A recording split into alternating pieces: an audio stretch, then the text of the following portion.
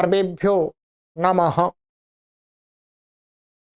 देववाणी संस्कृतं यूट्यूब चलदृश्यं प्रति भवतां भवतीनांच हार्दं स्वागतम्। मित्रों, पारिभाषिकः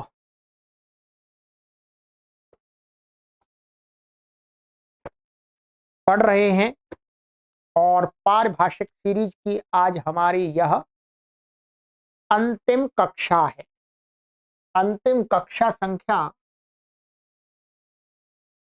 87वीं 87वीं कक्षा।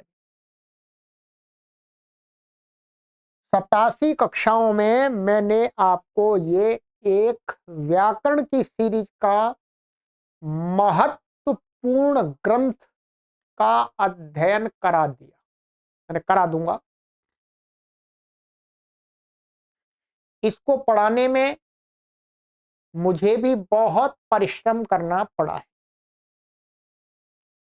और आपको भी बहुत परिश्रम करना पड़ा होगा, परंतु इसका लाभ आपको बहुत मिला होगा, क्योंकि आपने जब परिश्रम किया, आपकी बुद्धि ने परिश्रम किया, तो आपकी बुद्धि सूक्ष्म बनी। जब किसी लोहे के टुकड़े को हम घिसते, जितना घिसते हैं उतना ही उसमें धार आती है, तेज बनता है, तेज बनता है और वो किसी चीज को काटने में समर्थ हो जाता है। वैसे ही इसमें भी, इस शास्त्र में पारिभाषिक जो ग्रंथ है, इसमें भी खूब आपने बुद्धि से परिश्रम कराया, आपकी बुद्धि सूक्ष्म हुई है। आपकी बुद्धि का जो सामर्थ्य है वो कई गुना बढ़ा है, ये ध्यान रखेंगे। किसी भी विषय को समझने के लिए, केवल संस्कृत विषय को समझने के लिए ही नहीं, ध्यान रखेंगे, किसी भी विषय को आप, कठिन विषय को पकड़ेंगे तो पहले की अपेक्षा अब आप शीघ्र विषय को अवगत कर लेंगे, उसको समझ लेंगे। ध्यान रखेंगे, परिश्रम तो कराया, मुझे भी, मेरा भी परिश्रम हुआ है, ठीक है, परंतु मैंने ये कोर्स तैयार कर दिया यूनिक। जो ये ग्रंथ आपको वर्तमान में कहीं पर भी कोई आपको ऑफलाइन नहीं पढ़ाएगा, ना पढ़ाते हैं। ऑनलाइन की तो हम सोचना ही छोड़ दें, ऑनलाइन की सोचना तो एक स्वप्न मात्र है। ऑफलाइन भी नहीं पढ़ाता, आप कहीं पर भी पढ़ के देख लीजिएगा। परंतु मैंने आपको आपके सहयोग से इस ग्रंथ की पूर्णता कर दी। अभी तक मैं आप सभी को निरंतर कहता आया कि आप पीडीएफ मेरे से ले लीजिए, मेरे से ले लीजिए पीडीएफ। यदि आपने नहीं लिया इसकी पीडीएफ तो आप मेरे से ले लीजिए। आगे जब तक मेरे पास इसकी पीडीएफ उपलब्ध रहेगी तब तक मैं आपको प्रदान करता रहूंगा, जब नहीं रहेगी फिर नहीं हो पाएगी, ठीक है। कोई हम शुल्क नहीं लेते, पीडीएफ का भी शुल्क नहीं लेते, पढ़ाने का भी कोई शुल्क नहीं लेते। संस्कृत माता की सेवा चल रही है आप सभी के सहयोग से। तो आज इसका हमारा समापन होगा। ये दोनों पुस्तकें मैंने आरंभ में बता दी थी, ये पुस्तक के माध्यम से मैंने पढ़ाया है। इसके ऑप्शन में ये पुस्तक एक प्रकाशित हुई है, इसके लेखक दूसरे हैं, परंतु इस पुस्तक के माध्यम से मैंने नहीं पढ़ाया। ये पुस्तक तो आपको उपलब्ध हो जाएगी, आप चाहेंगे तो हमारे संस्थान के द्वारा आपको उपलब्ध करा दी जाएगी। ये हमारा प्रकाशन नहीं है, परंतु ये पुस्तक वर्तमान में उपलब्ध नहीं है, इसकी पीडीएफ हम देते हैं। तो ये दोनों बातें स्पष्ट मैं अंतिम कक्षा में भी आपको कर देता हूँ। पुस्तक के विषय की इसकी पीडीएफ आपको नहीं मिलेगी, ये क्योंकि ये पब्लिश में अभी पब्लिश्ड हुई है, तो ये पीडीएफ हम नहीं बनाएंगे इसकी। क्यों बनाएंगे? पुस्तक बिक रहा है, पुस्तक छप रही है तो पुस्तक खरीदनी चाहिए। ये छप नहीं रही है इसलिए हमने इसकी पीडीएफ बना दी है और आपको दे रहे हैं। ये व्हाट्सएप नंबर है। आपको कोई शंका होती है, पहले तो आप स्वयं परिश्रम करें, हम जो भी पढ़ाते हैं समझने का प्रयत्न करें। नहीं समझ में आता तब हमसे संपर्क करें पूछने के लिए, तभी आपको बात समझ में आएगी। यदि आपने समझने का प्रयत्न नहीं किया, ठीक है, और आप हमसे पूछने आ गए, हमने बताया, आपको समझ में नहीं आया। आज इसका समापन हो रहा है।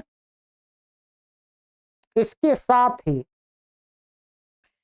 अब हमारी नई सीरीज का आरंभ होगा। अभी आप व्याकरण के मास्टर नहीं बने, अभी आप पाणिनीय व्याकरण के विशेषज्ञ नहीं बने। आपको विशेषज्ञ बनने में अभी थोड़ा सा और परिश्रम करना पड़ेगा, और हमको भी परिश्रम करना पड़ेगा, बनने में नहीं, बनाने में।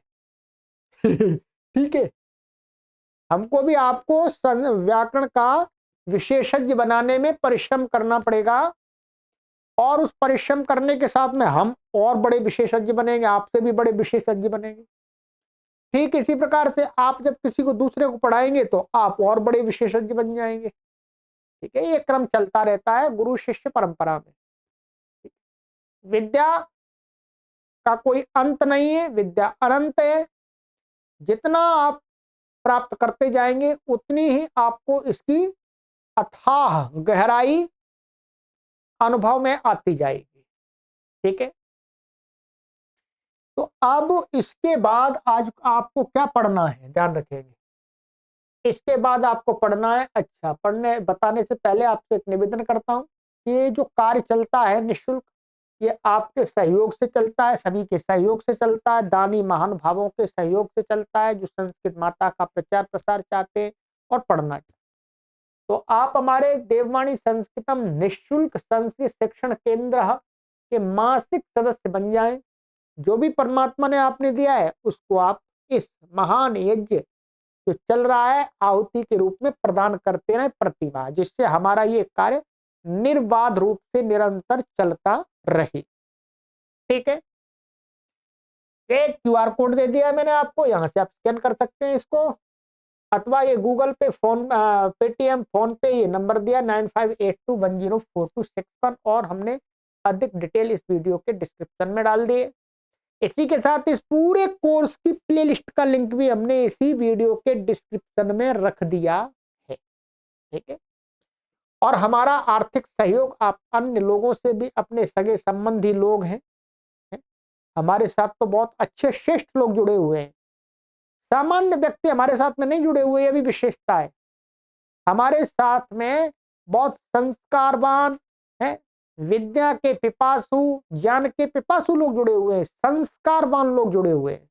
तो जब संस्कारवान लोग जुड़े हुए हैं, अच्छे लोग जुड़े हुए हैं, श्रेष्ठ लोग, उनके सगे संबंधी भी श्रेष्ठ लोग होते हैं, वो भी इस प्रकार के कार्यों में सहयोग देते हैं। तो चाहे वो नहीं पढ़ रहे हो, परंतु आप उनसे हमारे लिए सहयोग के लिए निवेदन कर दीजिए कि संस्कृत माता का एक यज्ञ चल रहा है, उसमें भी वो भी आहुति डाल दें।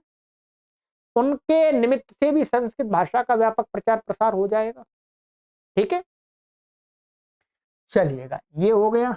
अब चलते हैं, हम आगे आपको क्या पढ़ाएंगे वो भी बता देते हैं आज। ठीक है, अंतिम कक्षा है। अब आपको सूचना ये दी जा रही है कि 100% निःशुल्क कक्षा होगी। अष्टाध्यायी भाष्य काशिकावृत्ति, ध्यान रखेंगे क्या है, अष्टाध्यायी भाष्य काशिकावृत्ति, जो आपको मैं बताता आ रहा हूं कि अब हमें पढ़नी है, और हमारे साथ में आपको 2 वर्ष तक निरंतर परिश्रम करना है। ठीक है, ये अष्टाध्यायी भाष्य काशिका है, ये अभी मैं अब चित्र भी दिखा दूंगा आपको। ठीक है, ये है श्री वामन जयादित्य विरचिता पाणिनीयाष्टाध्यायी सूत्र वृत्ति है, काशिका वृत्ति। इसको पढ़ना है, 4000 सूत्रों को पढ़ना है। आपने एक बार तो पढ़ लिए हैं, परंतु अब आपको शंका समाधान के साथ पढ़ना। जो शंकाएं आपके मन में पहले आती थी, वो अब शंकाएं इसमें उनका निवारण करेंगे। ठीक है, इसलिए पढ़, इसमें क्या होगा, मुख्य रूप से हम आपको सिद्धियां नहीं कराएंगे, सिद्धियां नहीं कराएंगे, इसमें केवल सूत्र के अर्थ पर विचार होगा। इसलिए सभी पाठकों को, यदि आप थोड़ा सा भी संस्कृत जानते हैं, थोड़ा सा भी संस्कृत जानते हैं और आपने सिद्धियां नहीं सीखी हैं, तो भी आपको इसका लाभ मिले, तो भी आप पढ़ें। ठीक है, तो इसको पढ़ना है। इसकी कक्षा अब इसके अनंतर ही आरंभ हो जाए। ठीक है, कितना विशाल व्याकरण है ये। कितने वर्षों से मैं लगा हुआ हूं लगातार आपको पढ़ाने के लिए, और अभी कोई अंत नहीं है। अभी कोई अंत नहीं है। तो ये काशिका है, ये पुस्तकें आपको उपलब्ध करा दी जाएंगी। मैं अगली वीडियो में जब पढ़ाऊंगा तब और बताऊंगा। इस पुस्तक के लेखक तो ये हैं श्री वामन जयादित्य, दो आचार्य हुए हैं, और संपादक, ये वस्तुतः ये पुस्तक क्या है, बहुत अशुद्ध छप रही थी। तो हमारे जो गुरुजी थे, जिनके सानिध्य में रह करके हमने व्याकरण का अध्ययन किया, वो आचार्य विजयपाल विद्या भारती जी महाराज गुरु जी थे। अभी वर्तमान में नहीं है, उनका स्वर्गवास हो गया है, देह त्याग हो गया है। तो उन्होंने गुरुजी ने इसको एकदम 100% शुद्ध कर दिया है। जो त्रुटियां हो रही थी उनको पूरी तरह से शुद्ध किया है। तो इसलिए मूल आपके पास में ये पुस्तक होनी ही चाहिए। एक ये रामलाल कपूर ट्रस्ट प्रकाशित करता है। ठीक है, तो वहां से आपको उपलब्ध करा देंगे। इसके अलावा हम आपको सजेस्ट करेंगे ये 3 काशिका, ये भी आपको उपलब्ध करा देंगे। सूत्र वही है। ठीक है, इसमें हिंदी व्याख्यान सहित है, इसमें हिंदी व्याख्यान नहीं है उस वाली में। एक ये काशिका है, ये 2 भागों में है। ठीक है, तो इस 4 अध्याय हैं, इसमें हिंदी सहित है, तो इसको भी आपको उपलब्ध करा देंगे। ये आगे आपको सूचना दे देंगे। बस आज ये सूचना है कि आपको अब अगली कक्षा इसके बाद कौन सी पढ़नी है, काशिका की पढ़नी है। बाकायदा प्लेलिस्ट बना दी जाएगी। ठीक है, अध्याय बाई अध्याय, तो एक प्लेलिस्ट में तो नहीं चल पाएगी सारी काशिका। हम अध्याय बाई अध्याय बनाएंगे, जैसे हमने अष्टाध्यायी भाष्य प्रथमावृत्ति की प्लेलिस्ट बनाई है, उसी प्रकार से इसकी भी 8 अध्याय, काशिका की 8 अध्यायों की बना देंगे अलग अलग। सैकड़ों वर्ष तक, जब तक यूट्यूब चैनल जिंदा रहेगा, इस संसार में यूट्यूब चैनल रहेंगे, है? तब तक ये कक्षाएं उपलब्ध रहेंगी। इसके अलावा ये ऐप के अंदर भी जाएंगी, देववाणी संस्कृतम ऐप, ऐप के अंदर ये कक्षाएं हमेशा के लिए सुरक्षित रहेंगी। हम इस दुनिया में नहीं रहेंगे, पर ये कक्षाएं निरंतर बनी रहेंगी। आगे पढ़ने वाले लोग आराम से ऑनलाइन पढ़ते रहेंगे। हम ऐसी व्यवस्था बनाते जा रहे हैं कि इसको संभालने वाले लोग, अच्छे लोग, इसको आगे चलाते रहें कार्य को। तो मैं तो कोई अमर तो नहीं हूं, मरना तो है ही। चलिएगा, तो ये आपके लिए सूचना है। साथ में आपसे निवेदन है कि इस सूचना को आप अपने अधिक से अधिक मित्रों को भी शेयर करें। ठीक है, हम निस्वार्थ भाव से कर रहे हैं। हम नौकरी पाने के लिए, कोई राष्ट्रपति पुरस्कार पाने के लिए, या पद्मश्री का पुरस्कार पाने के लिए कि संस्कृत भाषा के द्वारा हमें राष्ट्रपति पुरस्कार मिल जाए, उस हेतु से हम ये कार्य नहीं कर रहे। हम संस्कृत माता की सेवा एकदम निस्वार्थ भाव से कर रहे हैं कि हमने संस्कृत सीख करके अपने जीवन का निर्माण किया, कल्याण किया, अपने बौद्धिक स्तर को बढ़ाया, अपनी सोच के स्तर को बढ़ाया, सामर्थ्य को बढ़ाया। इसी प्रकार करोड़ों लोग भी इस विद्या के माध्यम से अपने बुद्धि के सामर्थ्य को बढ़ा ले। बस ये भाव है, और यही संस्कृत भाषा का उद्देश्य पढ़ने का, कि हमारे अंदर जो अज्ञान है वो मिट जाए और ज्ञान का प्रकाश हो जाए। ठीक है, चलिए, तो मिलेंगे कक्षा में। अब पढ़ना आरंभ करते हैं। ठीक है, अब इस कक्षा को पूरा कर देते हैं आज। चलिएगा, अच्छा, इसके साथ में हमारा उद्देश्य ये भी है कि हमें 1 करोड़ लोगों को सामान्य संस्कृत भाषा बोलना और लिखना और पढ़ना सिखाना है। तो उसके लिए आप इस YouTube चैनल से 100 200 लोगों को जोड़ दीजिएगा, उनसे सब्सक्राइब करा के। ठीक है,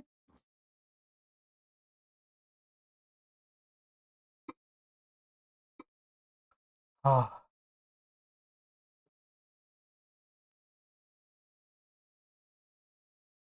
ये परिभाषा हमारी यहाँ तक हो गई थी।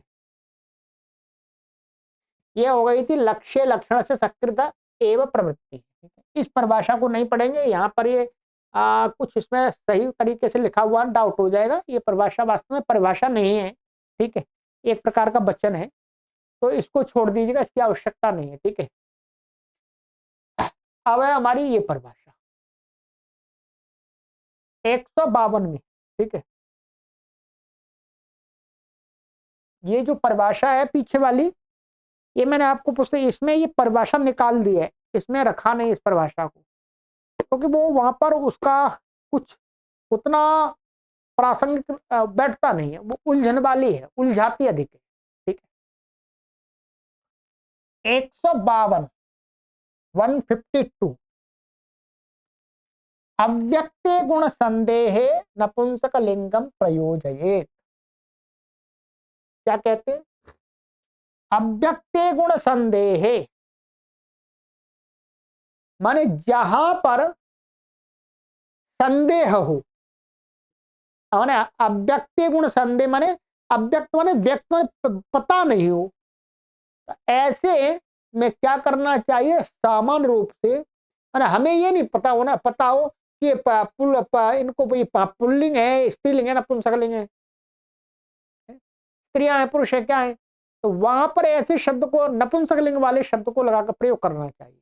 नपुंसकलिंगम प्रयोजयेत। अव्यक्तेषु पुंस्त्वादिषु धर्मेषु, गुण माने पुल्लिंग स्त्रीलिंग नपुंसकलिंग, धर्मेषु नपुंसकलिंगम प्रयोजयेत, माने जहां पर जानकारी ना हो कौन पुल्लिंग है कौन स्त्रीलिंग है या नपुंसकलिंग है, तो वहां पर ऐसे धर्मों में नपुंसकलिंग सामान्य धर्म का प्रयोग कर देना चाहिए। जैसे यथा किम तस्याह गर्भे जातम, उसके गर्भ में क्या उत्पन्न हुआ, माने उसके गर्भ से उस स्त्री को क्या हुआ, कौन सा माने कौन सा बच्चा उत्पन्न, लड़की पैदा हुई है लड़का, पता ही नहीं है, तो प्रश्न करेंगे तो कहते हैं किम, किम तस्याह गर्भे जातम, किम हमने कौन माने कौन बालक पैदा हुआ, तो इसलिए क्या नपुंसकलिंग में कर दिया सीधा। जबकि नपुंसकलिंग तो हम ऐसा सोचते नहीं, विचार करते हैं कि इसको माने जिसको थर्ड बोलते हैं ना मेल ना फीमेल, वो तो ऐसा तो हम भाव नहीं रखते, परंतु हमें ये पता नहीं है कि इसको बालिका पैदा हुई है या बालक पैदा हुआ है, तो हम क्या है उन दोनों का हटा करके नपुंसकलिंग शब्द का प्रयोग कर देते उसके लिए, शब्द का है किम तस्याह गर्भे जातम इदमपि युक्तमेव नपुंसकलिंगस्य सर्वनाम तुल्यत्वात्। और कहते हैं कि ये बात भी ठीक ही है नपुंसकलिंग शब्द की, क्योंकि नपुंसकलिंग शब्द को क्या है सर्वनाम के समान मानना चाहिए। सर्वनाम शब्द क्या होता है? सर्वनाम शब्द जो होते हैं वो तीनों लिंगों में प्रयुक्त होते हैं, सामान्य रूप से तीनों लिंगों को कहते हैं। भाई सर्व शब्द है, सर्व का रूप आप पुल्लिंग में भी चलाते हैं, स्त्रीलिंग में भी चलाते हैं, नपुंसकलिंग में भी चलाते हैं, वही सर्व शब्द। इसी प्रकार तो इसी प्रकार जो नपुंसकलिंग शब्द होते हैं वो तीनों लिंगों के बोधक होते हैं, तो उसके साथ माने उसकी समानता सर्वनाम तुल्य, तो सर्वनाम के तुल्य होने से, ठीक है, सर्वनाम शब्द से तीनों लिंगों का कथन हो जाता है, वैसे ही क्या है नपुंसक लिंग के द्वारा भी हो जाता है, ऐसा समझना चाहिए, ठीक है। चलिए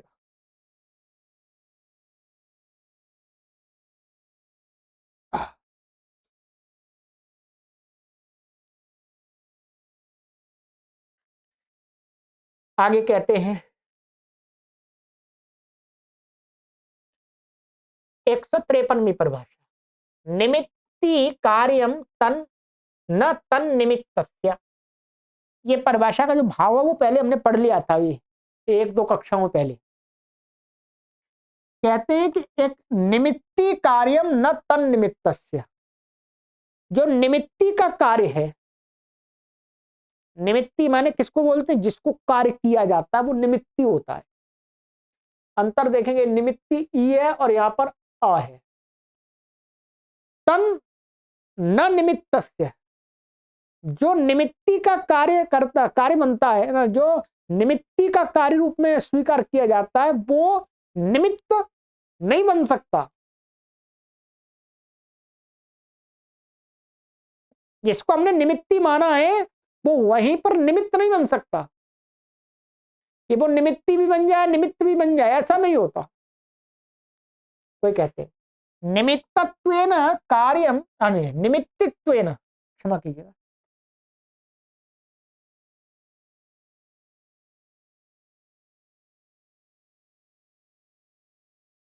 निमित्तित्वेन कार्यम,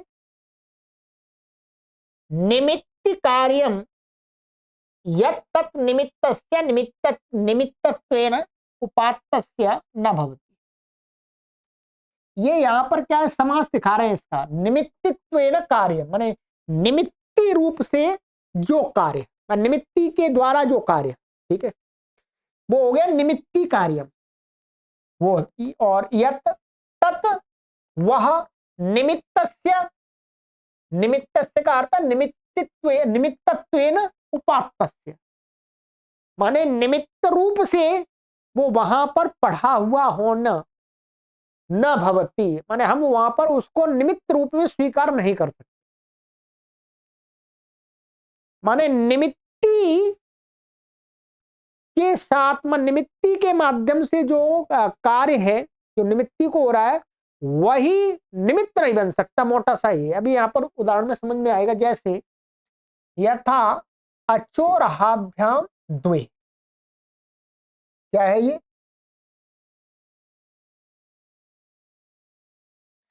अचोरहाभ्याम द्वे, अचोरहाभ्याम द्वे इति अनचिच इति, अचोराभ्याम द्वे ये सूत्र है और एक अनचीच सूत्र है, ठीक है।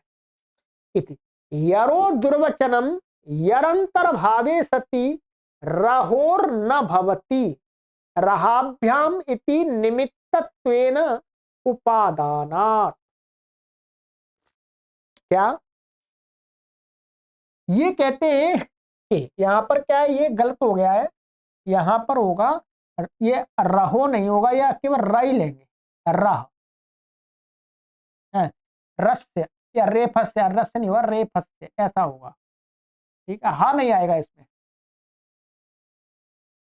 कहते हैं अचोराभ्याम द्वे यहां पर और अनचीच, इनमें क्या है, यरो दुर्वचनम, इन सूत्रों से यर को दुर्वचन कहा है। क्या कहा है? यर को दुर्वचन। ये मैंने आपको पढ़ाया था, कौन सी परिभाषा में था ये हमारा, इसमें था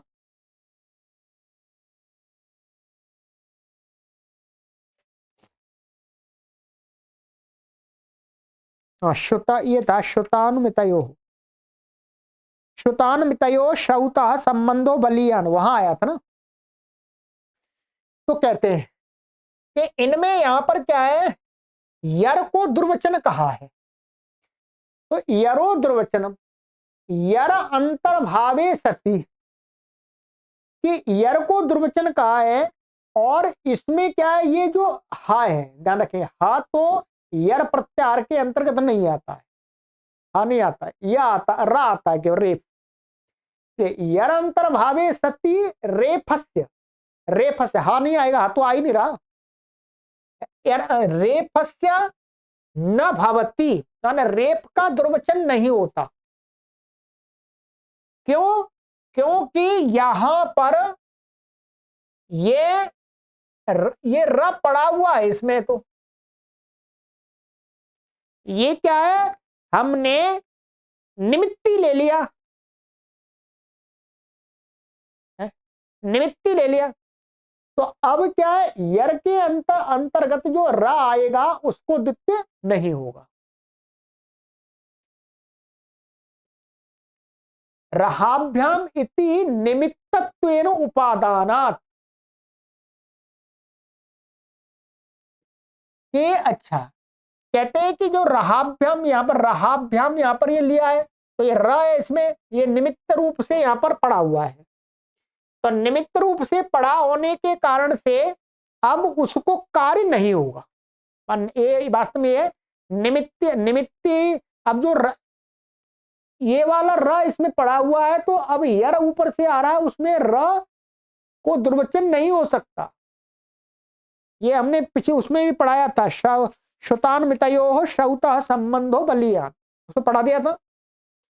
तो ये निमित्त नहीं बनेगा, तो उसका उदाहरण भी दिया था। तो ये है। अब क्या, ज्ञापकम छात्र संथा पलद नगर ग्राम हृदोत्तर पदार्थ। तो ग्राम हृदोत्तर पदार्थ, यहां पर आपको ये बताया था हमने, वहां पर हमने क्या लिया था, ये लिया था हमने वहां उदाहरण, कहां था ये वाला मद्र हृदय, हृदय शब्द में यहां पर ग्राम हृदय, यहां पर हृदय में रेफ को द्वित्व नहीं हुआ। क्या है, रेफ को द्वित्व नहीं हुआ यहां पर, क्योंकि ये र माने इससे अचोर आभ्याम द्वय से यहां पर नहीं हुआ। ठीक है, ठीक इसी प्रकार से यहां पर अनचीचा में भी स्पर्धायामांग इति यथाक्रमम अचोर आभ्याम द्वय, ये वास्तव में क्या है, इसमें जो लिया है आगे ये वाला, ये तो ठीक है, यहां तक तो ठीक है। ये जो आगे का है, ये आगे का मतलब इसके साथ में जो संबंध लगा रहे हैं वो ठीक नहीं लग रहा। और इसका ये था हमारा,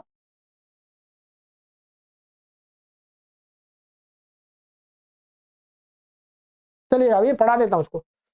ये यहां पर रेप को दुत्त नहीं हुआ, हा से उत्तर, अच से उत्तर हा से उत्तर रेफ, यर आ गया, यर के अंतर्गत आ गया। तो अब क्योंकि र इसमें निमित्त में पड़ा हुआ है, तो शौत का संबंध माने जो साक्षात है वो बलवान होता है। ऐसे ही स्पर्धायाम आंगा, इसमें क्या है, ये स्पर्धायाम, तो यहां पर कहते हैं इति यथाक्रमम, माने यहां पर तो क्या अचोर आभ्याम द्वे, और इसमें अनचीचा से जो र है ये, इसको इति दुर्वचन कारणम, कि दुर्वचन यहां पर नहीं किया है।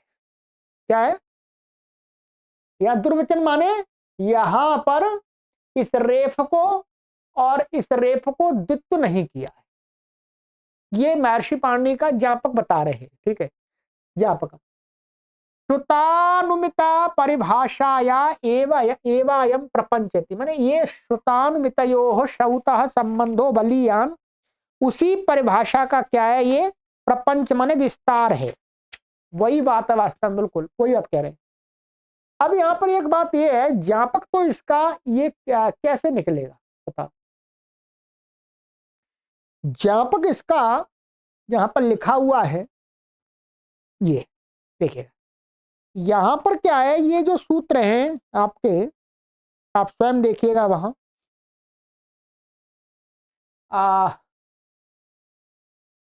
ये एक अचोर आभ्याम द्वे और अनचीच, ये क्या करता है वास्तव में, विकल्प करता है। क्या करता है, विकल्प करता है। विकल्प से ये दोनों सूत्र क्या करते हैं, द्वित्व करते हैं, रेफ रेफ का वो, ठीक है। अब यहां पर महर्षि पाणिनि का सूत्र ये कैसे ज्ञापक बन सकता है कि भाई यहां पर इसको द्वित्व नहीं किया है, यहां पर द्वित्व नहीं किया है,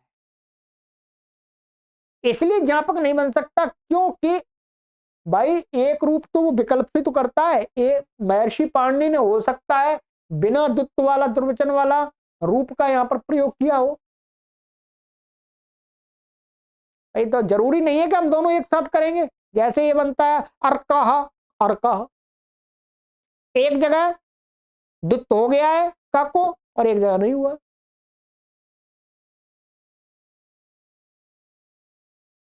ठीक है, तो अब यहां पर क्या हो गया कि एक मिनट, ये ज्ञापक आपका नहीं बन सकता।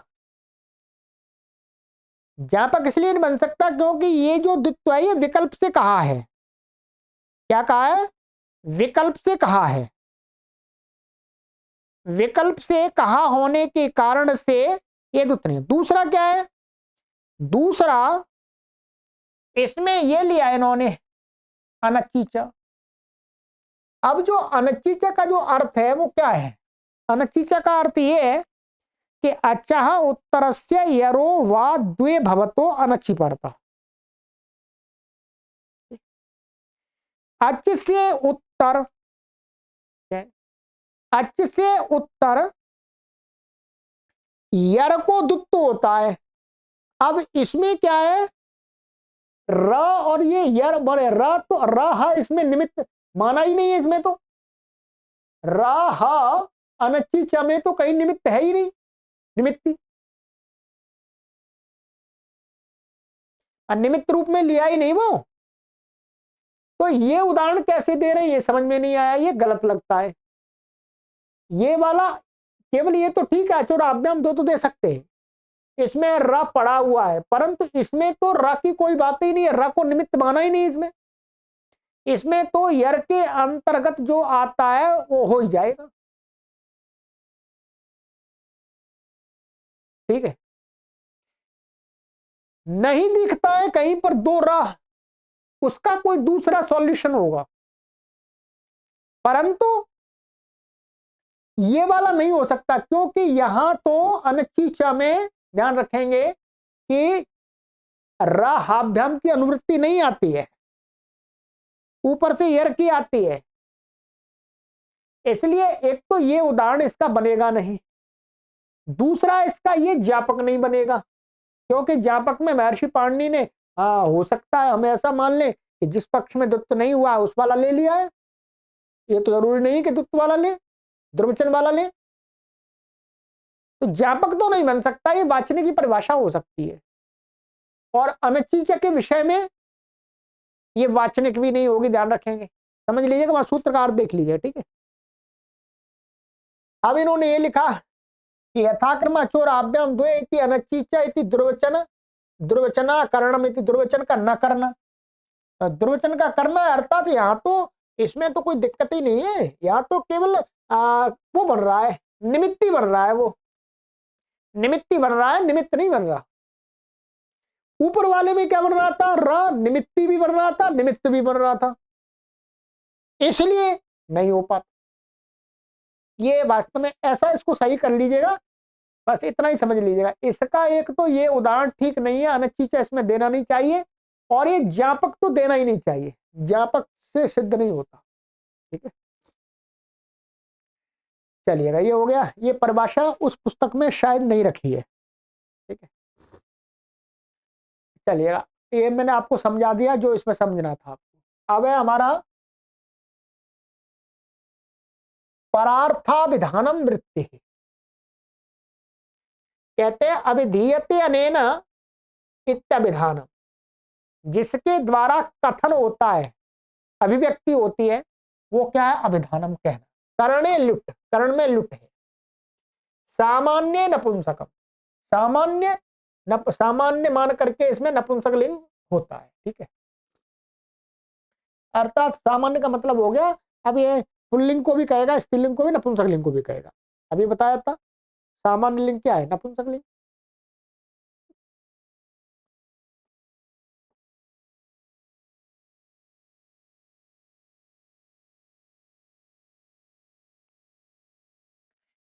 ये हो गया। परश्चासु अर्थ परार्थ, परचासु इसमें कर्मधारा हुआ, परार्थ हो गया। दूसरा अर्थ, परार्थस्य अभिधानम परार्थाभिधानम, दूसरे अर्थ का कहना, कहना, दूसरे अर्थ को कहा जाता है जिसके द्वारा, और दूसरे अर्थ को कहने वाला, ऐसा है कहा गया है जिससे, जिसके माध्यम से, वो हो गया परार्थाभिधानम।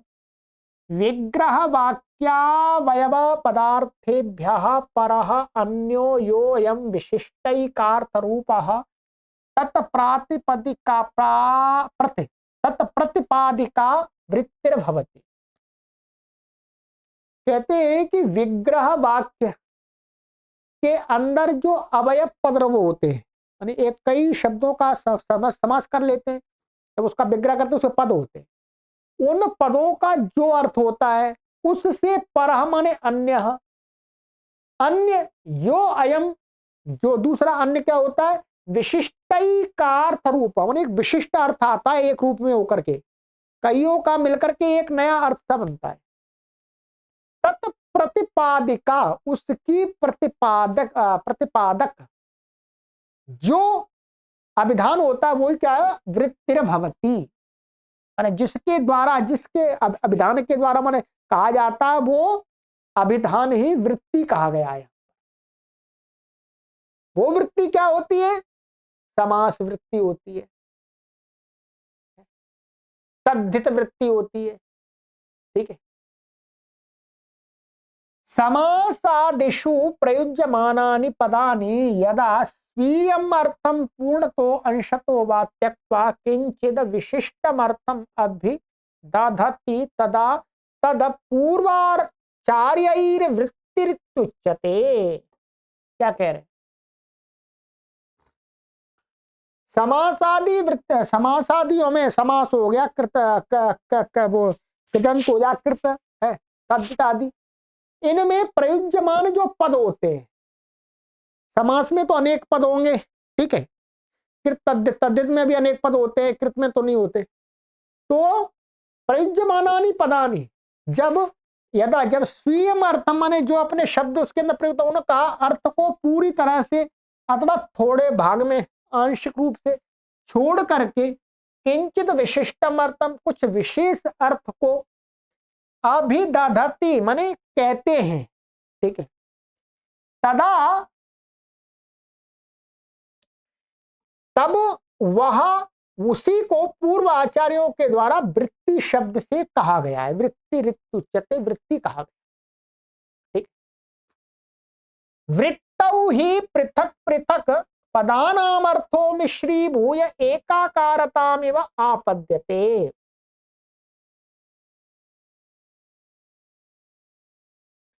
कहते हैं वृत्त, क्योंकि वृत्ति में पृथक पृथक पदों के अर्थ मिश्रीभूत मिलकर के एकाकारताम माने एक आकार रूप में के समान आपद्यते प्राप्त होते हैं, यानी ज्ञात होते, आपद्यते माने ज्ञात होते। जैसे यथा राजपुरुषः इत्यत्र राज विशिष्टः पुरुषः इत्येको नवीनो अर्थः समुत्पन्न। राजपुरुष में दो शब्द हैं, जब हम राजा कहेंगे तो उसका अपना अलग अर्थ है, पुरुष कहेंगे पुरुष का अपना अलग। अब दोनों मिला देंगे तो फिर एक नया अर्थ आएगा दोनों का। क्या, राज विशिष्ट पुरुष है, कोई राजा से संबंध रखने वाला व्यक्ति है, सामान्य व्यक्ति नहीं है। नवीन अर्थ उत्पन्न हो जाता है, ये किससे हुआ, वृत्ति से, समास वृत्ति से। अतएव वृत्तौ पदार्थैक देशत्वात् विशेषण संबंधो न भवति। इसलिए ही ध्यान रखेंगे, इसलिए ही वृत्तौ माने वृत्ति में, समासादि वृत्ति में पदार्थैक देशत्वात् माने जब समास आदि कर देते हैं तो उसमें से कोई भी एक शब्द के साथ में उसका अलग से विशेषण नहीं लगा सकते है? उसके साथ अलग से विशेषण नहीं लगा सकता, क्योंकि अब समास हो गया, समास से होकर के वो वृत्ति से एक नया अर्थ दे रहा है, अब अलग अलग अर्थ नहीं है। मैं पदार्थैक देशत्वात् विशेषण संबंधो न भवति, जैसे अर्थात न कदाचित भवति रिद्धस्य राजपुरुषः। ये प्रयोग कभी भी नहीं होगा कि रिद्धस्य राजपुरुषः। कोई कहे, कोई ये कहना चाहे कि राजपुरुष कह दिया, अब वो राजा कैसा, धनवान, धनी राजा, तो धनी अब राजा के लिए विशेषण का प्रयोग करें तो अब ये रिद्धस्य है, कहेंगे यार षष्ठी थी, षष्ठी तो समाज में हट गई तो अब यहां पर षष्ठी लगा, नहीं, ये गलत है।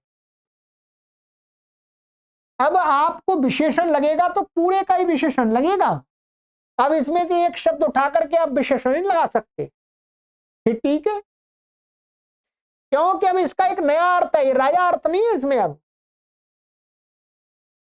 तो इस प्रकार से माने ये क्या हो गया, असमर्थ हो गया, इसी को बोला समर्था नाम पद विधि, तो ये असमर्थ हो गया। इसलिए इसमें आपको कहना है पहले धनी राजा, तो पहले क्या करना पड़ेगा, रिद्ध और राजा राजन का समास करना पड़ेगा, रिद्ध राजन।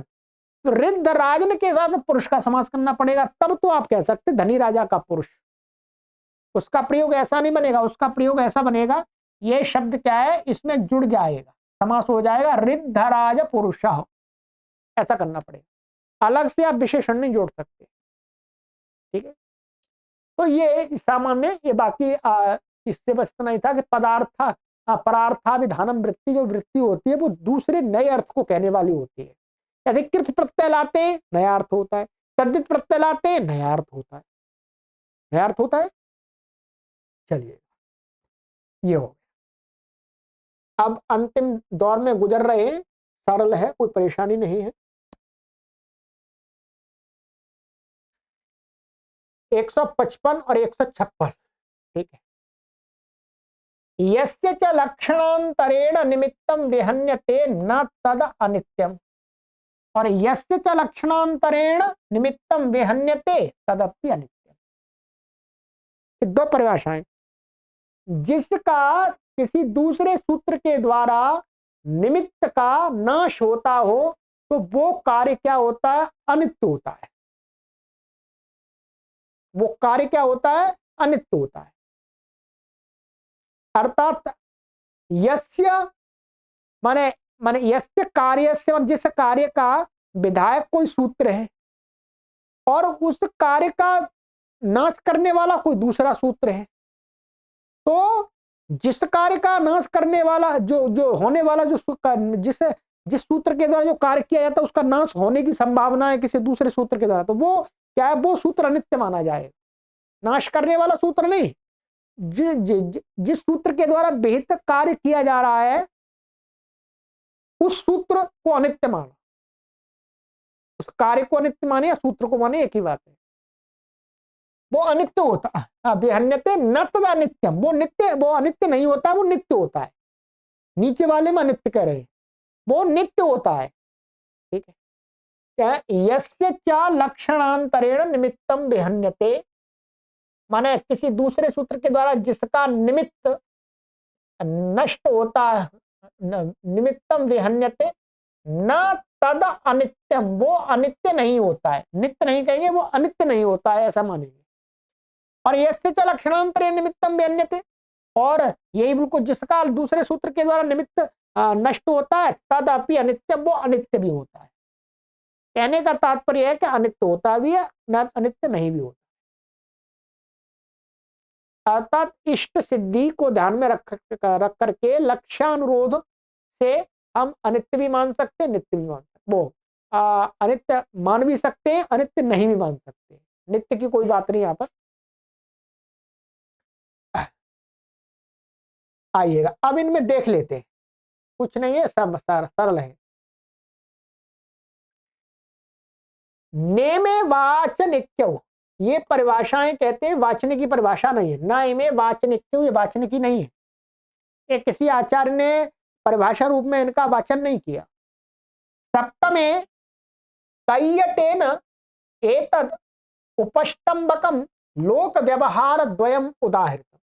ये क्या है, आचार्य कैयट ने महाभाष्य में के इस सूत्र पर जो भाष्य है उसकी टीका है कैयट के द्वारा प्रदीप, उसमें इसको लोक व्यवहार के उदाहरण में दिया है, दो उदाहरण दिए, बस उसी के भाव को यहां पर माना है। ठीक है, क्या उदाहरण दिए, वाली सुग्रीवयोर युद्धमानयोर भगवता वालिनी हतेपि सुग्रीवस्य वालिना प्राबल्यम न व्यवहरन्ति। एक उदाहरण ये दिया वहां पर उसने कैयट ने कि वाली और सुग्रीव दो भाई थे, जब लड़ रहे थे तो भगवान श्री राम जी ने बाली को मार दिया, बाली मर गया। बाली के मरने पर सुग्रीवस्य बालिनः प्राबल्यम न व्यवहरन्ति, सुग्रीव का बाली से, वो सुग्रीव अधिक बलवान था ऐसा व्यवहार नहीं करते। भाई सुग्रीव और बाली में कहते बाली बलवान था, चाहे बेशक वो मर गया, बेशक मर गया परंतु वो माना बलवान ही जाता है। ठीक है, तो सुग्रीवस्य बालिना प्राबल्यम न व्यवहरन्ति, सुग्रीव का बाली से प्राबल्य अधिक नहीं व्यवहार करते लोग, कहते तो यही बाली बलवान था, क्या बेशक वो मर गया। ऐसे ही दूसरा, कृष्ण सहाय ही पांडवा ईर जये लब्धेपि पांडवानां प्राबल्यम व्यवहरन्ति चेति, कहते हैं कि इसी प्रकार से कहते हैं कृष्ण के सहायक, माने कृष्ण है सहायक जिन पांडवों के, उन पांडवों के द्वारा जय प्राप्त होने पर भी क्या बोलते, पांडवानां प्राबल्यम व्यवहरन्ति, के कौरव से पांडव बलवान, जबकि बिना कृष्ण के सहयोग के पांडव जीत भी नहीं पाते ठीक है, कौरव ही जीत जाते, परंतु फिर भी क्या कहते हैं कि पांडव बलवान थे। दोनों प्रकार का मिल रहा है, पांडव कमजोर होने पर भी उनको बलवान माना जा रहा है। ठीक है, कृष्ण के कारण से, कृष्ण की सहाय से वो जीत गए थे। ठीक है, और बाली के मरने पर भी सुग्रीव का बाली से प्राबल्य नहीं है, चाहे बाली ने, वो सुग्रीव ने भगवान के सहयोग से, श्री राम के सहयोग से बाली को मार दिया, तो भी सुग्रीव बलवान नहीं है, ध्यान रखेंगे, सुग्रीव कमजोर ही माना जाता लोक में, वो कमजोर था तो कमजोर ही माना जाता है, परंतु पांडव कमजोर थे दुर्योधन कौरवों से, परंतु वो भगवान कृष्ण के सहाय से वो जीत गए, तो उनको क्या हो गया, उनको बलवान माना जाता है। वहां पर सुग्रीव भगवान श्री राम के सहयोग से जीता तो भी बलवान नहीं माना जाता, तो दोनों प्रकार का देखा जाता है? माने किसी सूत्र के द्वारा जिस कार्य का विहन किया जाता है वो अनित्य नहीं भी होता है और अनित्य होता भी, ये बात वहां निकालिए। एवं च सर्वम इदम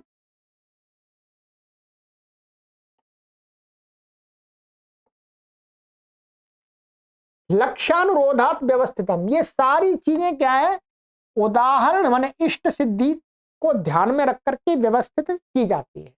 हमें इष्ट सिद्धि करनी है, जहां कोई अनित्य हो रहा है उसको नित्य मान लेंगे, यदि इष्ट सिद्धि हो रही है तो, नहीं तो वो अनित्य रहेगा। तो ये अनित्य अनित्य भी यहाँ पर कोई उदाहरण नहीं दिया, ऐसा उदाहरण समझाने की आवश्यकता नहीं, बस इतना ही देखा कहा कि जो कार्य हमें अनित्य मानना है वो नित्य, वो अनित्य नहीं भी हो सकता है, वो अनित्य हो भी सकता है। ठीक है, बस इस परिभाषा, इन दोनों परिभाषाओं का यही भाव है। चलिएगा आगे, परिभाषा है हमारी, स्वर भिन्नस्य प्राप्नुवन विधिरनित्यो भवति, इसका भाव थोड़ा पहले भी आ गया है, नहीं ये नहीं आए कि स्वर भिन्नस्य प्राप्नुवन विधि अनित्यो भवति, कि स्वर भिन्न, स्वर भिन्नस्य प्राप्नुवन, कोई विधि माने स्वर भिन्न माने कभी आको, माने वही विधि माने उसको स्थिति के अनुसार, काल के अनुसार पहले वो किसी दूसरे स्वर को प्राप्त होती है, दूसरे अक्ष को, ठीक है, और फिर कोई दूसरा कार्य कर देते तो दूसरे कार्य को, दूसरे स्वर को प्राप्त होती है, तो ऐसी विधि क्या होती है, अनित्य होती है। यहां पर कहते हैं कि यत्र तु एकस्यैव कार्यस्य परत्वं नित्यत्वं च तत्रेच्छया अन्यतरत उभयं वा तस्य बलवत्वे नियामकम उल्लेख्यम,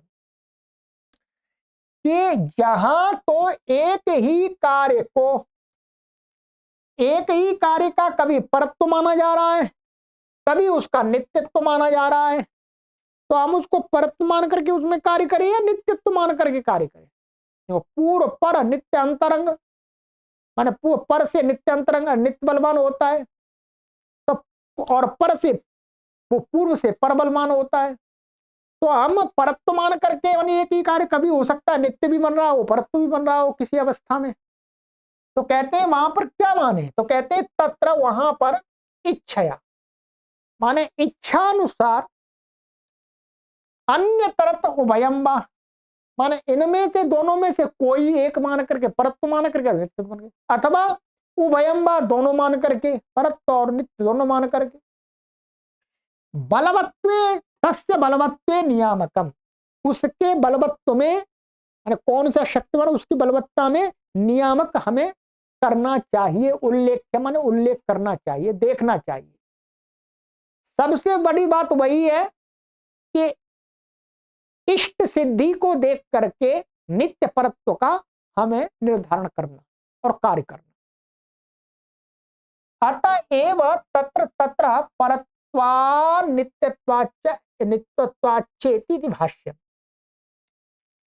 अतएव माने इसलिए ही मां उसमें महामन स्थान स्थान पर शास्त्र में परत्व से नित्यत्व से कार्य करते होते हैं, ऐसा भाष्य में कहा है। भाष्य उच्चते मन भाष्य में कहा है महर्षि पतंजलि ने। अब यहां पर आपको उदाहरण देने की आवश्यकता नहीं है। ये जो वास्तव में सूत्र है, ये लोटः प्रथमस्य डारौ रसः, क्या है? लोटः प्रथमस्य डारौ रसः। यहां पर मैं संक्षिप्त में बता देता हूं, ठीक है। वहां क्या कहा, वहां ऐसा है, इस परिभाषा का उल्लेख है कि लुटा प्रथमस्य, ये मानिए भू है और ये बीच में तास आ गया, और यहां पर क्या होता है, तिप होता है। टिप तो नहीं, यहां पर ता लेंगे, यहां पर हम लेंगे ये मिनट, सेव धातु ले ली हमने और ये टागम हो गया ये, और यहां ता आ गया, क्या आ गया, ता। अब यहां पर ये कहा पहले कुछ है कि इस ता को लुटा प्रथम से डारऊ रस से डा करें, या इसमें स्वर लगाएं। क्या लगाएं? स्वर लगाएं। भाई स्वर लगाएं, हम पहले स्वर लगाते हैं तो यहां पर जो स्वर होगा वो इसको आको होगा, और डार और रसा डा कर देंगे इसको, तो डा का आ बचेगा। फिर बाद में स्वर लगाते हैं तो फिर आको होगा। तो यही कहा स्वर भिन्न से विधि अनित्य, अनित्य वो क्या ये कहा था, स्वर भिन्न से प्राप्नो विधि अनित्य होती, माने स्वर की विधि है स्वर भिन्न, माने पहले यदि स्वर लगाते हैं तो इस आको होता है, डा करने के बाद लगाते तो उसको लगाते हैं, तो ये अनित्य हो गया। इस प्रकार की वहां चर्चा दी है, वो पूरी चर्चा की आवश्यकता नहीं है।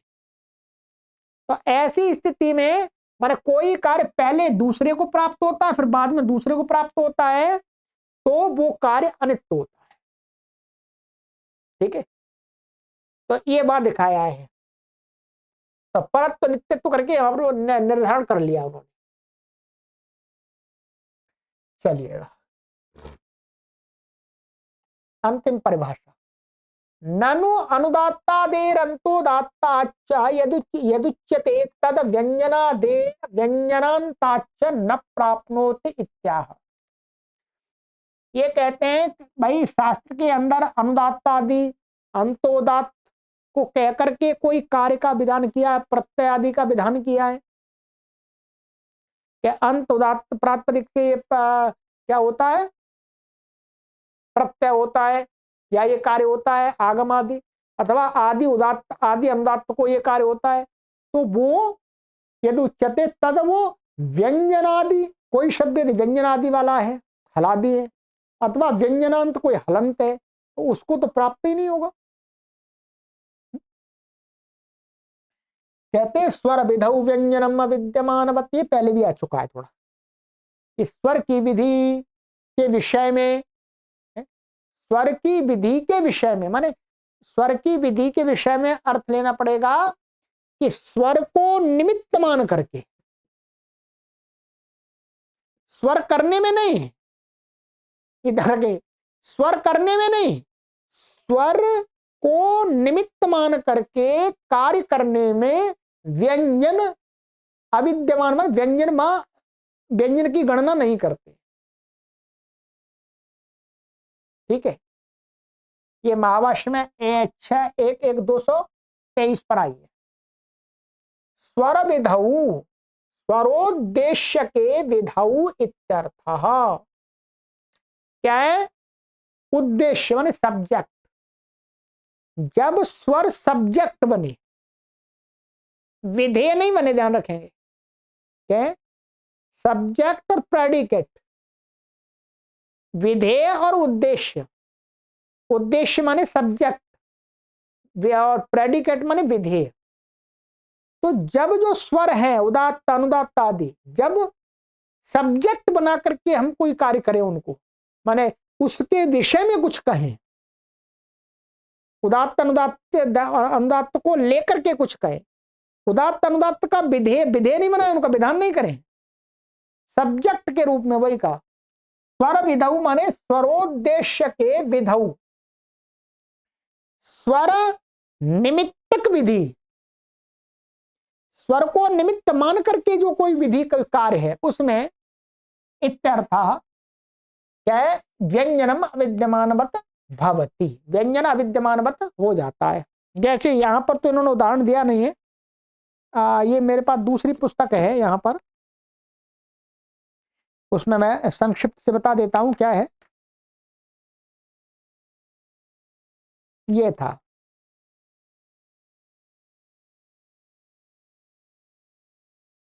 एक सूत्र है, ये अनुदात्ता दे रही 4-2-43, देखिए अष्टाध्याय में ये कहता है कि अनुदात्तादि प्रातिपदिक से समूह अर्थ में अई प्रत्यय होता है।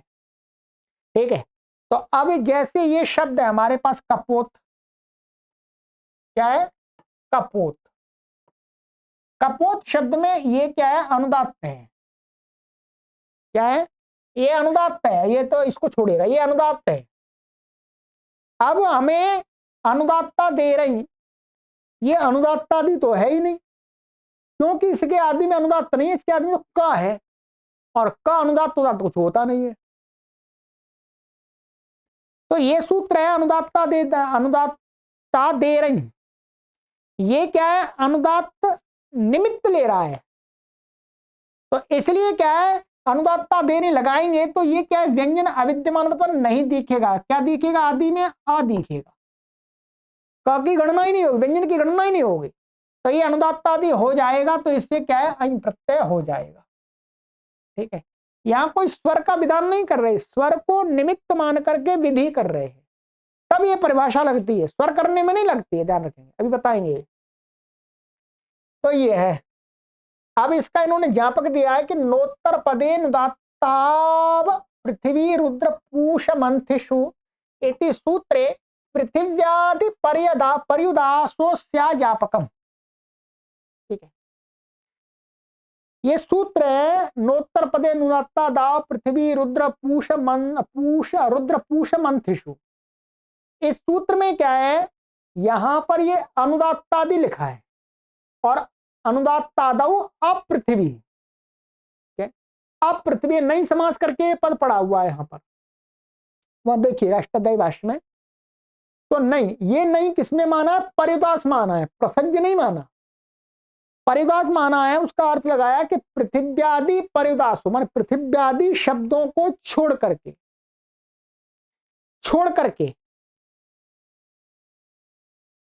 प्रसंज प्रतिषेध मानेंगे तो क्या होगा, परिदासी पृथ्वी आदि शब्दों को नहीं होता है, ऐसा अर्थ नहीं। यहां पर परिदास मान करके कहा है कि पृथ्व्यादि शब्दों को छोड़ करके दूसरे जो अनुदात्तादि शब्द है वो वहां पर जो स्वर का है वो होता है। इसका अर्थ मैं पढ़ के बता देता हूं आपको, बाकी आप स्वयं पढ़िएगा। ठीक है, ये 6-2-141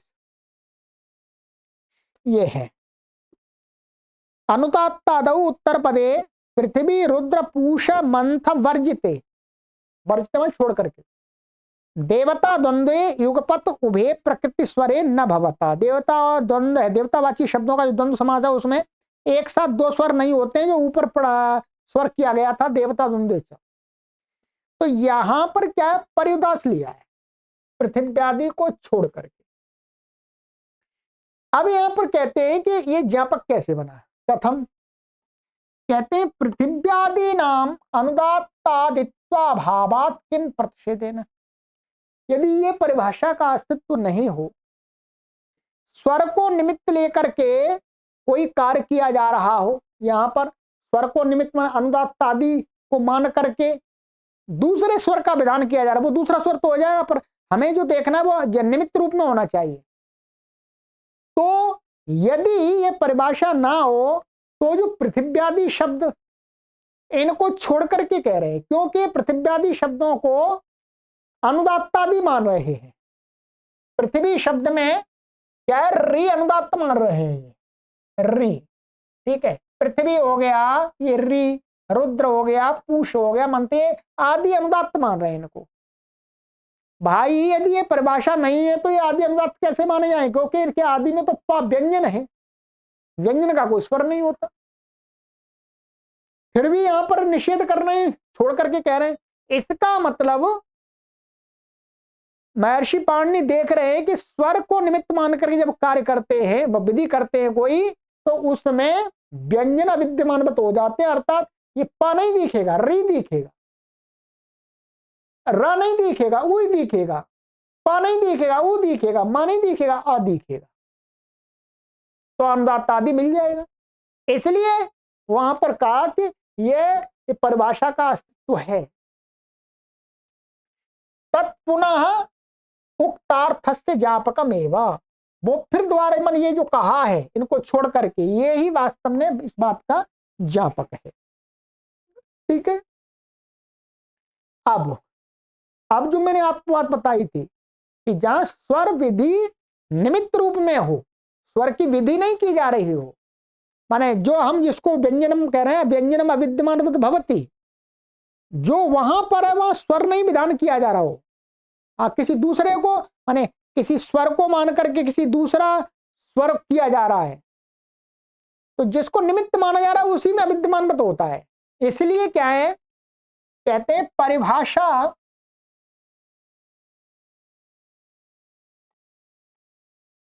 परिभाषाया अस्याः ज्ञापक स्थल साधर्म्यात् स्वरोद्देश्यक विधि विषयम इदम। परिभाषा, इस परिभाषा के ज्ञापक स्थल, ज्ञापक स्थल क्या है, नोदात्तोत्तर, वो नोत्तर पदे नुदात्ता दाव पृथ्वी रुद्र पूष मंथिषु, ठीक है। ये जिस प्रकार का वहां पर क्या है, स्वर नहीं किया जा रहा, वहां पर पृथिव्यादि को छोड़ करके, पृथिव्यादि में स्वर नहीं किया जा रहा, स्वर दूसरे में किया जा रहा, निषेध किया जा रहा, जो भी है। तो ज्ञापक स्थल साधर्म्यात्, उसी प्रकार के वहां पर क्या लिया है, ज्ञापित किस रूप में किया है, उद्देश्य रूप में, सब्जेक्ट रूप में, स्वरोद्देश्यक विधि, माने स्वर को, स्वर उद्देश्य बना करके, सब्जेक्ट बना करके, विधि माने का विषय होगा, तभी ये परिभाषा लगेगी। इसलिए अतएव शतुरनुमो नद्यजादि अचा कर्तृयकी इत्यादौ अजादि अचह इत्यादेश्च चरितार्थ्यम।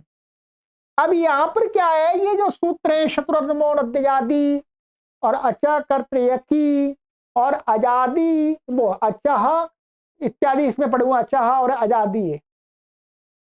यहां पर क्या किया, इनको अजादी मान करके स्वर किया जा रहा है, इन सूत्रों से आजादी को स्वर किया जा रहा है। इसलिए वहां पर तो आजादी ही शब्द चाहिए, वहां पर कोई हलादी शब्द को आप कहेंगे कि वहां पर वो व्यंजन अविद्यमान मत हो जाएगा, तो सारे आजादी मिल जाएंगे, वहां नहीं, वहां तो आजादी ही चाहिए, वहां कोई व्यंजन नहीं आदि में होना चाहिए, वो अविद्यमान मत नहीं होगा, क्योंकि वहां तो विधेय रूप में ये जो सूत्र है ये कार्य स्वर कर रहे हैं, ये विधेय रूप में है, विधेय रूप में ये परिभाषा कार्य नहीं करती। क्या है, विधेय रूप में ये परिभाषा कार्य नहीं करती है। जहां पर स्वर को उद्देश्य माने निमित्त बना करके कार्य किया जाता है, सब्जेक्ट बना करके, वहीं पर तो वही कहे अतएव, इसीलिए का है राजवती इत्यादौ नलोपस्य असिद्धत्वात् अन्वति शब्दत्वात् अंतोवत्या इति स्वरो न भवति। ये आप वहीं के सूत्र देखेंगे सारे, तभी समझ में आएगा, ठीक है। ये अब इतना तो आप हैं। ऐसे राजनवती था, ये क्या है, राजन और ये मत प्रत्यय का था और ये वत हो गया था, ठीक है। और यहाँ पर ये गीप का ई आ गया, ठीक है। अब यहाँ पर क्या था, राजवती में नकालोप हो जाता है और ये मतुप का मकुप करो नलोप से सिद्धत्वा। जब स्वर लगाने लगेंगे अंतोवत्या, अंतोवत्या स्वर लगाने लगेंगे तो न क्या हो जाएगा, असिद्ध हो जाएगा। पर कोई ये कहने लगे कि भाई यहां पर स्वर कर रहे हैं, स्वर कर रहे हैं तो जो व्यंजन है वो अविद्यमानवत हो जाए। अब व्यंजन अविद्यमानवत हो जाएगा तो यहां पर क्या होगा, न दिखेगा ही नहीं, असिद्ध होने पर भी न नहीं दिखेगा, असिद्ध होने पर भी न नहीं दिखेगा, क्योंकि ये स्वर की विधि कर रहे हैं। तो अंतोवत्या ये भी क्या अवत्या माना जाएगा, क्या है अवत्या, राजवती न लोप से सिद्धत्वात् अन्वति शब्दत्वात्। फिर ये वास्तव में क्या बन जाता है, अन्वति। तो अंतोवत्या तो ये अन्व क्या बन गया, स्वरो न भवति। हाँ ठीक है, पर ये परिभाषा हमें यहां पर यदि इस परिभाषा को घटाने लगे तो फिर क्या है, ये अन्व वो ये क्या बन जाएगा, ये अवति ये भी बन जाएगा। अवति तो ये सूत्र लगने लगेगा, लगने लगेगा इसमें है? तो कहा नहीं, यहां पर तो स्वर की विधि की जा रही है, स्वर को निमित्त नहीं माना गया यहां पर, इसलिए यहां पर ये परिभाषा नहीं लगेगी, नहीं लगेगी तो ना असिद्ध हो जाएगा। तो ये क्या बनेगा, अन्वति बनेगा। ये क्या बनेगा, ये अवति नहीं बनेगा, तो इसलिए स्वर नहीं होता ये वाला। ऐसे उदश्वित्वान इत्यत्र च ह्रस्वनुड्भ्याम मतुप इति मतुबन मतुप उदात्तत्वम च न इति। ऐसे यहां पर उदश्वित्वान में यहां पर क्या है, इति ह्रस्वनुड्भ्याम मतुप, यहां पर ये कहता है कि ह्रस्व और नुट से उत्तर मतुप को क्या होता है, इसका स्वर अभी बताते हैं 170।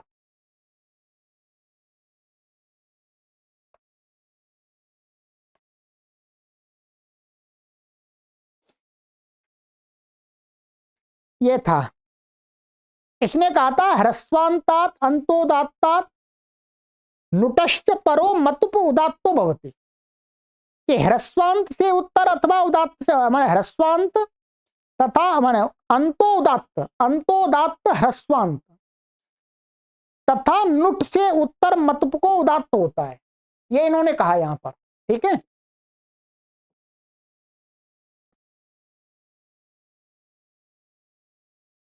तो यहां पर इनका कहना है कि यदि ये परिभाषा होने के कारण से उद्देश्य रूप में लेने से, जैसे उदश्रित शब्द है, ये क्या है, ये है आपका यहां पर उदात्त, ये श्वी का ई क्या है, उदात्त है।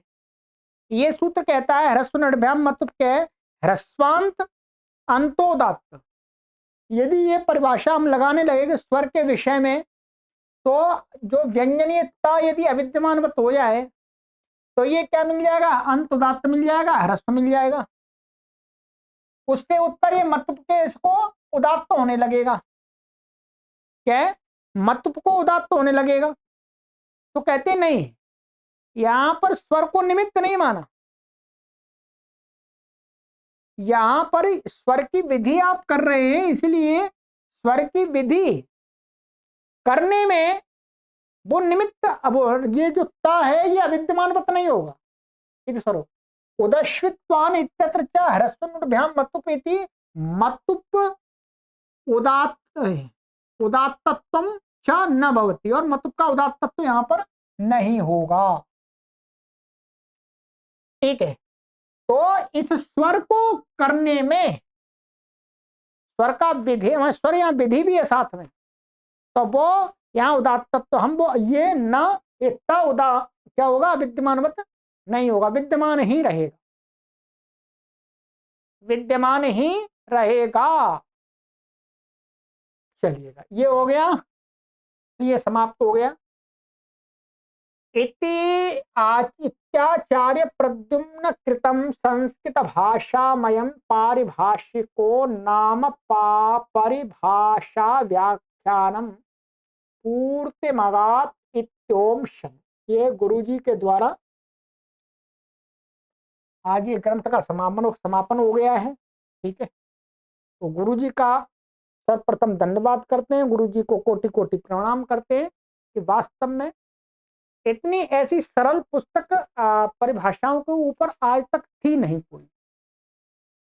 ठीक है, तो उन्होंने बना दी गुरुजी ने, और उनके माध्यम से मैंने आपको पढ़ा, और करोड़ों लोग पढ़ लेंगे, लाखों लोग पढ़ लेंगे। ठीक है, इसलिए इसमें मेरा कोई विशेष कुछ नहीं है, मैंने तो केवल पढ़ाया है। जो पूरा परिश्रम है वो गुरुजी का ही है। ठीक है, तो गुरुजी का ही आप धन्यवाद करिएगा। ठीक है, आज गुरुजी अभी तो इस संसार में हैं, ये वाले गुरुजी तो। ठीक है, तो आप चाहें तो उनके दर्शन भी करके आ सकते हैं यदि वो अनुमति दें तो। ठीक है, ये गुरुजी वही हैं जो आप टीवी पे देखते होंगे, जो स्वामी रामदेव जी महाराज जी के जो गुरुजी हैं वही गुरुजी हैं ये। ठीक है, वो हमारे भी गुरुजी हैं, हम भी उनसे कुछ समय हमने पढ़ा है, उनके साथ रहे हैं। ठीक है, तो उनका दर्शन कीजिएगा, आप उनसे संपर्क कर लीजिएगा। ठीक है, क्योंकि मैं गुरुजी से संपर्क नहीं करा सकता। ठीक है, नहीं तो आप मेरे पीछे लग जाए कि आचार्य जी आप गुरुजी से संपर्क करा दो। भाई नहीं, मैं नहीं करा सकता, आपको स्वयं ही करना पड़ेगा। ठीक है, आप जाइएगा वहां गुरुजी का आश्रम में, और वहां पता कीजिएगा, अनुमति लीजिएगा और मिलिएगा। ठीक है, बस मैंने तो गुरुजी का एक काम कर दिया। ठीक है, मैं गुरुजी का आभार प्रकट करता हूँ, धन्यवाद प्रकट करता हूँ, उनको गुरुजी को कोटि कोटि प्रणाम करता हूँ, और आप सभी को भी नमन करता हूँ। आगे की काशिका की कक्षा में मिलते हैं, और सभी पाठक काशिका की कक्षा में अवश्य भाग लें। जितनी ये कठिन लगी है काशिका आपको कठिन नहीं लगेगी, परंतु आपको ज्ञान अधिक मिलेगा, ये उसमें विशेषता है। ठीक है, चलिएगा, आज की कक्षा लंबी हुई है, अंतिम कक्षा है, कोई बात नहीं है। और अब अंत में आपसे इस कार्य को निरंतर जारी रखने के लिए पुनः निवेदन कर देते हैं कि आप हमारे इस अभियान के मासिक सदस्य अवश्य बन जाएं, जिससे मैं एक स्थान पर ही बैठा बैठा इस कार्य का विस्तार करता हूं। ठीक है, पैसा तो मैं इकट्ठा कर सकता हूं, पैसा तो दान मांग करके झोला लटका लो, थैला बैग लेकर के हाथ में एक, और पूरे देश में भ्रमण करता रहूं, पैसा तो इकट्ठा हो जाएगा, परंतु काम कुछ भी नहीं होगा। इसलिए मुझे काम करना है, और पैसा इकट्ठा मुख्य उद्देश्य नहीं है। पैसा उतना चाहिए जितना ये काम चल जाए।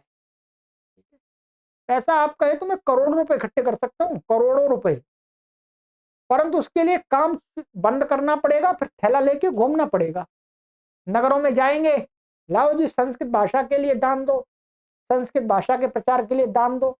तो प्रचार नहीं होगा, केवल दान ही इकट्ठा होगा, ये ध्यान रखेंगे। फिर मैं दान ही इकट्ठा करूंगा, फिर मैं आपको संस्कृत भाषा का प्रचार का नाम मात्र होगा। तो इसलिए मैं चाहता हूं उस काम को मुझे करना है, दान को इकट्ठा नहीं करना है। तो इसलिए आप मुझे अपने वहां से ही सहयोग से उपकृत करते रहें, और मैं इस कार्य को आगे करता रहूं। सर्वेभ्यो नमः।